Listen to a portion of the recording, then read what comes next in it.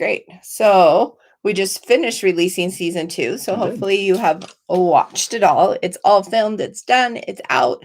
We have moved on and are filming season 3. So season 2 is done. So yes, thank heavens. It was hard. It was hard. It was a good time though. Season 1 was hard too, but I feel like maybe season 1 was just as hard and we just didn't learn our lesson. I don't know, but season 2 was really the post was really, really hard. And I think anyone you ask will tell you that. Filming's always hard too, but really that post-production is just, man, it's like pulling thorns out of your arm. It's so painful. Yeah, we had a lot. Okay, let's just start with you. So we know we have some questions, and people can watch them and catch up as they go. So, probably by now you all know this is Jon Cooper. Oh yeah, I guess I'll introduce myself just in case if this is your first time. I'm Jon Cooper. I do the screenwriting and I created Coping with Normal, and I also do the sound. And I've done film. I've done the filming for Coping with Normal. I kind of just am wherever. I'm the whole filler. I go wherever I'm needed. But I predominantly do the screenwriting and the sound for season 3 at least. So that's me. So there he is. So he writes all our stuff. When we started with season 1, we talked about in our last live getting all the people. So we have kind of our mainstay people. We have that original group that was Lance and Evelyn and Katie, and let's see if I can remember who am I missing. Katie and Techie and Nolan. That's it. Lance and Evelyn. That's awesome. Good job. Okay, so anyway, so we have the original ones, and then if you've watched season 1, you know Techie flies into space. So he is gone. So then we added Sherry Holmes. Sherry Holmes. Not Holmes. Holmes. H-O-M-E-S. No L. And into the crew. So Techie's still in outer space somewhere, but we still have that base crew. And then if you have watched season 2, you know we have lost another one. So and then we're adding another one in season 3. So if we get people asking about that, maybe we'll give you some hints into that. We'll probably start releasing the characters in season 3. Okay, so how did you come up with the concept of Coping with Normal? That was a great question. So actually, for Coping with Normal, it started out as a feature film. I always wanted to do TV writing, but I started with features just because they're a little bit more manageable. Series can get really unruly really fast with all the different episodes, and it's a lot to take on. So I wasn't even thinking that way. Actually, when I came up with it, I was creating this story called, at the time it was titled Project Genre. The same general concept still applied. It was, a secret agent, an alien, girl haunted by a ghost, like Nolan. All the characters were still there, but in very different formats because the premise of the show was completely different. I had these characters existing out in the world, and there was then this top secret agency that went around and recruited all of them to be a part of this elite team they called Project Genre. And they were recruited to stop an internal threat of the agency. It was a character kind of, I'm trying to remember something to do with puzzles or something. He was some sort of like puzzle master, wore a mask. He was supposed to be like the director's son and like out for vengeance. And so they needed this elite team to stop him because he had special help too from a lot of different sources. So they gathered this elite team, but then it was a lot more over the top. Evelyn actually went in wearing a tiara and a princess dress, and Katie actually had just the most creepiest ghost. And we like Lilith is fantastic in this iteration, but you'll see in that first version, Lilith was very traditional, very too much for what we ended up becoming. And it was a pretty decent idea. It kind of died halfway through the middle because the structure wasn't quite there. So it kind of pittered off. And while I was in the process of making this, I listened to a podcast. I'm trying to remember what podcast it was at the time. It might be Write Your Screenplay. It's a great one. If it wasn't that, it's still a great one that everyone should check out if they want analysis of plays. But it was this interview with this woman who was talking about your ideas in independent filmmaking. And she mentioned in there that you should take your existing scripts. If you're looking for material, you should take your existing scripts, even no matter how unrealistic they are, and find a way to make them realistic. And so when I thought that, I was like, that's a great idea. If I make something realistic, and it sounds so simple, but it just hadn't crossed my mind because I'm a screenwriter and my mind's always up in the ether. So she said that, and I thought, yes, let's do that. So I took the script I was working on, which was Project Genre at the time, and I said, okay, how can I do this? How could we actually get on and film this? So we took all these unrealistic characters on unrealistic locations, and I toned it down. And I said, well, we could do this if it was shorter. So maybe we'll make it a series. And what if we set it in high school and the kids were all teens and they actually were trying to adapt to normal life and not just embracing who they were at the moment. They were trying to cope with being normal or coping with trying to be normal as it were. So from there, it kind of just, I mean, the rest is kind of history. My wife and I woke up one morning. We're like, well, I have this script that we could plausibly do. So let's do it, ? And then 3 weeks later, we're like, what are we doing? I guess we just decided to run with this. And, the balls got rolling. We were finding people to cast. And that was based kind of on my younger brother, Samuel. He was who plays Lance. He was in a theater department with some really talented kids, and I had noticed them on the stage. And so I don't know if you've shared this story, but but I had made this, and I looked at Mom after attending one of the musicals, and I said, well, we should, can we get a picture with them? I want to see all 5 of them together to see if their chemistry works. And so Mom, being the awesome person that she is, says, oh, we're going to take a picture, gathers them all, and then says, okay, now we're going to have a picture without you, and you, and takes a picture of the 5 of them for my benefit. And the second I saw them all on that picture, I was like, yes, that is the cast right there. And ironically, one of those people actually changed the script. Originally, Techie was not in the script in the current iteration that he is now. Originally, Techie's character was a young, girl, possibly even way younger than the other ones, possibly even middle school. I'd always picture a really young, a little girl called Piper. Same general idea, super smart, tech savvy, alien, so didn't speak English. But that was the concept for this alien character. And then Techie came in, and I was like, I think I should make it Techie. And so we made Techie Techie. That's why I eventually named him Techie as well, because I liked the name for the technologically oriented character. That would be our dog. Yeah. Sorry about and that. Sirens. And Sirens.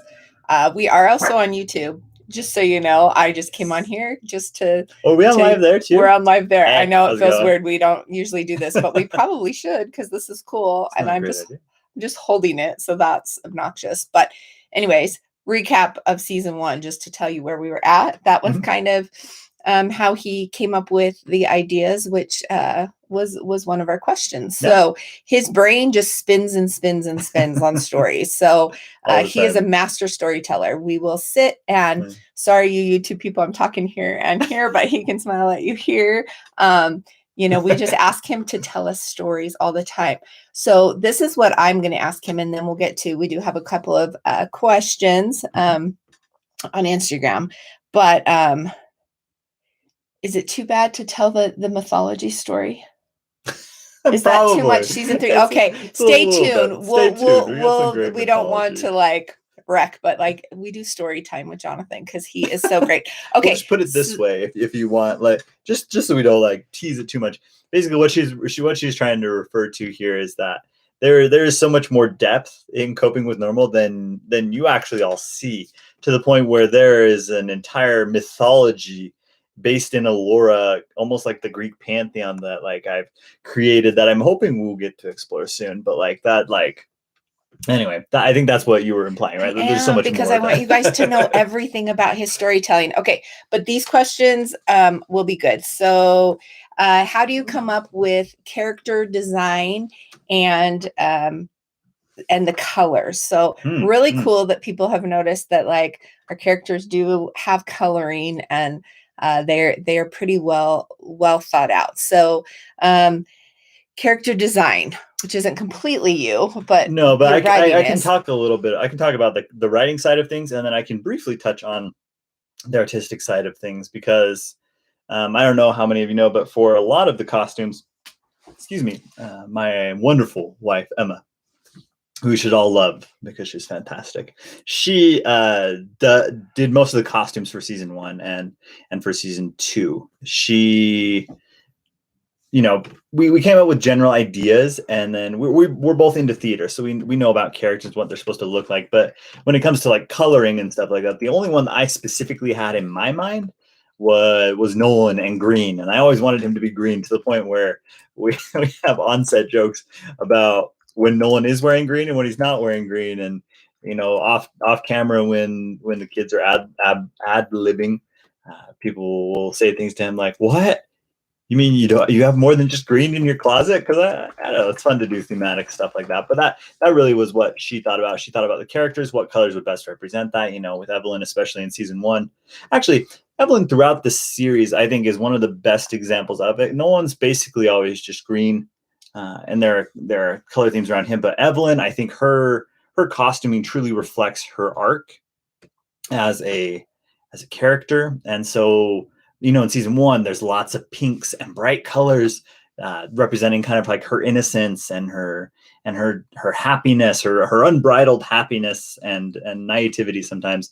And if you notice in season 2, while there's still that brightness, they're a bit more toned down, a little bit more, down to earth colors. I don't know how else to say that, but because she still has that happiness and optimism within her, but she's also grounded now. She's dating Lance. She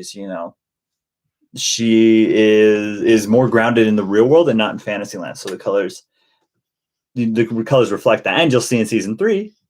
I'm not going to give you too many spoilers, but you'll see in season 3 that her costume continues to reflect that character change and her emotional state in season 3.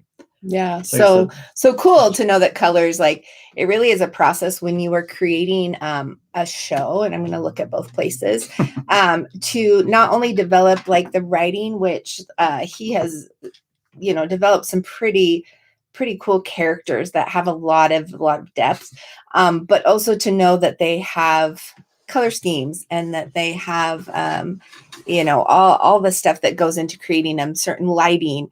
You'll start noticing as we improve our journey. If you look from season 1 at our filming to now, season 3 is going to be beautiful.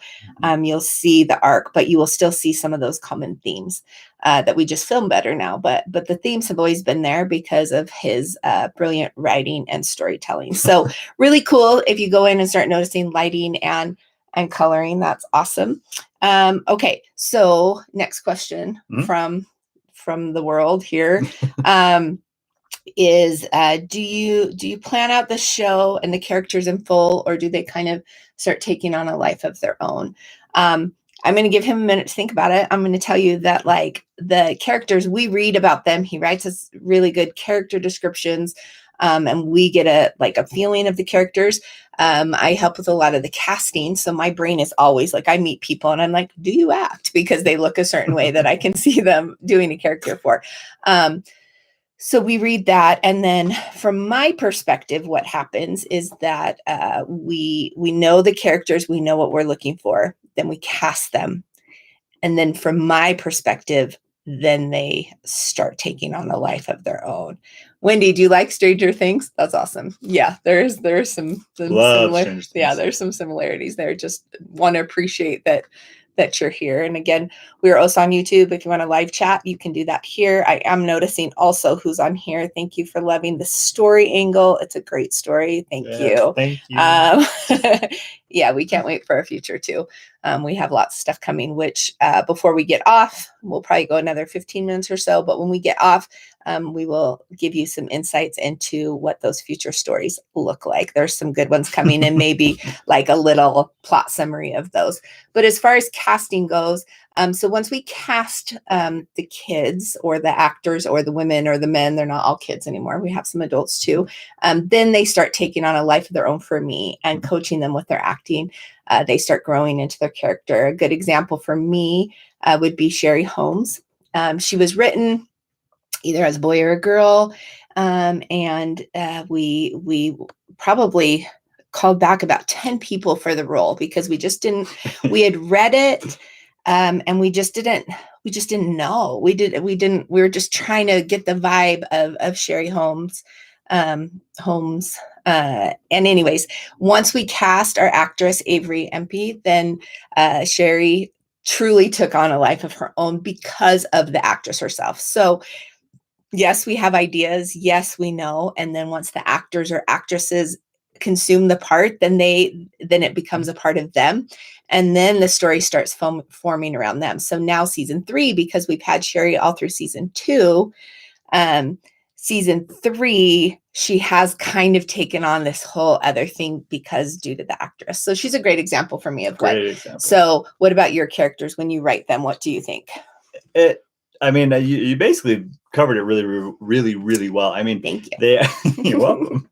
They start out for me as, as characters, and you design those, at least, you think about either in a story, either the characters come first or your idea comes first. So it kind of just depends. But then what happens is you create those characters, you tweak them, you mess with them, so they fit your overall story. And then once you start getting them on paper, and any writer will tell you this, that's written lots, they just kind of run away with your story and you're just typing to keep up with it. So these characters really come alive, and that goes doubly for when you're actually writing and then also producing it, because these actors take hold of their roles and they discover things about the characters that even, I didn't know. One the actors will come up to me and be like, wouldn't they do this because of this and this and this? And I'll be like, yes, they would. So we're writing that in.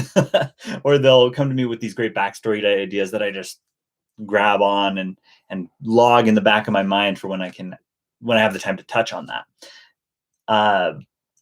So yeah, it's a give and take process. You write the characters, they portray the characters, you adapt to the characters, and the characters are constantly growing and evolving, but not just from a writer standpoint. I'm not forcing them to evolve. If you write something well, the story will force them to change, because that's what a story is about. It's a person who starts like this and ends up like this, and that's a story in a nutshell. So between the combination of the story, the actors and actresses who portray them, and just the writing in general, they definitely all take a life of their own very, very quickly. But the short, simple answer, I guess, would be they start off very, very planned, and then they just kind of run away. So there you go on story.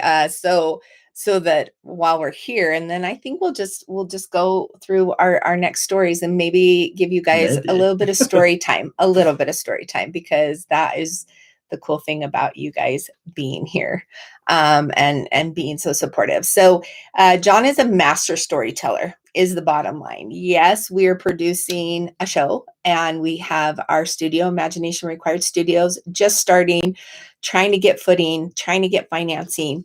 Our problem is never stories. So he can come in and start writing and have a story plot line, fascinating, and tell us about us really in a day.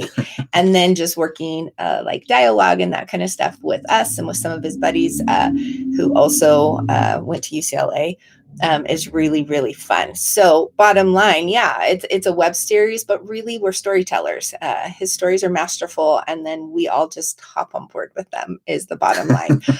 So we've gone through season 1, we've gone through season 2. We're now in the process of filming season 3, which takes a whole nother turn. If you haven't watched season 1 and 2, you should, especially season 2. Mm-hmm. Although I will say season 1, although not filmed perfectly, it's a great storyline. Like, it's so fun. Season 2 ends pretty sad. So if you haven't watched it and you want to be sad, go watch it. Season 3 then means that because we're storytellers, these characters definitely take a little bit of a turn. They've lost somebody that they love, and that we now explore that. We explore what happens there. So there's your thing for season 3. If you keep watching on Instagram, we'll give little sneak peeks into the backstories. I will tell you this because you're here tomorrow. So that will be, we're on July 16th today. So July 17th is tomorrow. It's a Saturday. Yeah. We will be filming. We call it the Philibok short. So if you watch the story and you've seen Philibok, the court magician, court magician, that person. Yeah, that's what he's great. He's become one of people's, like, really one of the characters people really are endeared to. So he kind of just shows up out of the blue. He comes in with the fairy godmother and he's like, here I am. And we know that he has a story and he's kind of a little nutso and has kind of lost his mind a little bit. And he's played masterfully by one of our actors whose name is Nathan. And tomorrow we'll be filming kind of his short, kind of a little bit of his backstory. You're going to see the young princesses again, young Evelyn and Carly, before they're grown up. And you might even get a glimpse of the masterful person who came into the cave. Here's your hint. If you haven't watched, now you're going to go watch. But I think most of the people who are here have watched. So in the cave, right, we meet, I'm just going to tell them because you've probably seen it. We meet Morganoff, right? He's in it. So you get to see a little bit, and the king and the queen again. So we will be filming that tomorrow. We're really excited to probably have it all produced and edited probably within a few weeks. Like, so we'll be looking, you're going to get some more content on here really quick because we can do that. So a couple of weeks, if you keep shouting us out, we'll get it done so fast. It's going to be so good. Sure. And that's something, I think that's one of our plans moving forward is, you know, we're in the process of getting season 3 done, but meanwhile, all you loyal fans are just sitting out there waiting for content, right? So one of our plans is these shorts are stuff that we have a very fast turnaround time on. So I think one of our plans is to do a lot more of those and just be cranking those out. So you'll be getting backstories to all these characters that you've learned to love in seasons 1 and 2, and then again in 3. And you'll be able to learn a little bit more about what makes them tick, and in short little bite-sized pieces that you can watch at any time and rewatch with, you know, without having to commit, you know, 15 to 30 minutes to to watch everything. So we are really, really excited. And I think in the future, we're gonna try and create a timeline, a really cool timeline with announcements on all these different things we're doing. Because we're not just doing shorts. We're moving on into a lot, or not shorts. What are we calling them now? Because shorts would be like short films, but they're kind of mini stories. So we have Philibok. And this is where you guys can come in, where, like, you can tell us what you want to know about. So Lance has become a very fascinating person for people, as you would guess, knowing like kind of what happens. Again, knowing what happens. We're going to do a little bit of one on him as well, which will be really good when he's younger, like in younger form. But also outside of Coping with Normal, we are actually in the talkings right now to produce a short film with another writer from UCLA. And produce another series. We're going to do more on Cherry Holmes. And he actually has another web series in his brain. So there you go. So that's coming soon to a computer near you. So what we'd love for you guys to do is send us messages on what you'd like to know or what kind of story you'd like to hear. Like, really, his brain can create any story. So he's got a few up his sleeve. That we're going to start producing. We have a GoFundMe going. I actually will link it on YouTube. Yeah, that's a great idea. So that is helping us to be able to move forward and produce more content that is clean and exciting, but also that you don't have to worry about watching because you're not going to stumble upon something that is offensive. So, it's going to be exciting. I can't even express how grateful we are to the people who've already donated on GoFundMe. Especially from where we are right now at the level we're at, it just does so much. We can do so much with it, and it's a game changer for us. So thank you to everyone who has donated, and if you haven't yet, consider it. We understand times can be tough, but like literally, $10 buys the $2 like buys people lunch sometimes. So it all helps. And so thank you for always supporting us and for For helping us realize the sure. dream, and hopefully It's going to be helping other great. people realize dreams. We're going places. We're excited. We're so glad that you guys are here, supporting and having fun with us. And if you stay tuned, you will keep going more. We will always have something here for Friday. So spread the word. We haven't been really good at spreading the word that we're doing this. So we appreciate you guys just paying attention and being here, because we are getting better at spreading the word, but we get really busy because, like I said, we're filming tomorrow. So we've been working on that, getting costumings and locations and that kind of stuff. So then we're like, oh, we need to hang out on Friday. So we'll always be here and hanging I gotta out. go work right after this. And fun fact, Jonathan works for a board game company writing stories for them. So he is constantly writing stories. Huge shout out to Bad Crow Games for being the best and the most supportive individuals. But yeah, he writes all the the storylines for the plot lines for that. So really fun. I think for the most part, the questions about characters and that kind of stuff we'll keep answering on our Instagram. So stay tuned. Be here next Friday. We will give you more info on the short, and probably within a couple of weeks, you'll see the fill box short. So that is cool. Anything else to say? No, just be excited. We got a lot of really fun stuff coming. And I think we're hoping within the next week to two to get our full lineup kind of announced, like an announcement on everything we're doing specifically. Yeah. Kind of like a Marvel phase announcement, but for Imagination Required Studios. So got a lot doing, a lot of auditions to hold. We have a lot of really, really great actors and actresses kind of pinned, just waiting to come in for a callback for these projects. So stay tuned. Don't give up on us. Spread the word.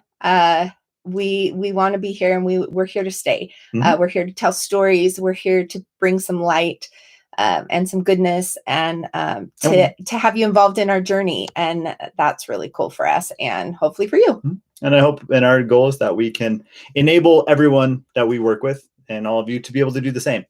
That's our dream, is not only to do that, but to enable everyone to just keep bringing the light, keep bringing goodness out there. It's not nearly enough. So perfect. Okay, we appreciate you guys. Thanks for tuning in, everyone. Thanks for being here. Sorry, you two people that I'm like, we'll figure out how to multi-screen. Not good at it. He did. Okay, we will see you next week here Friday at 12.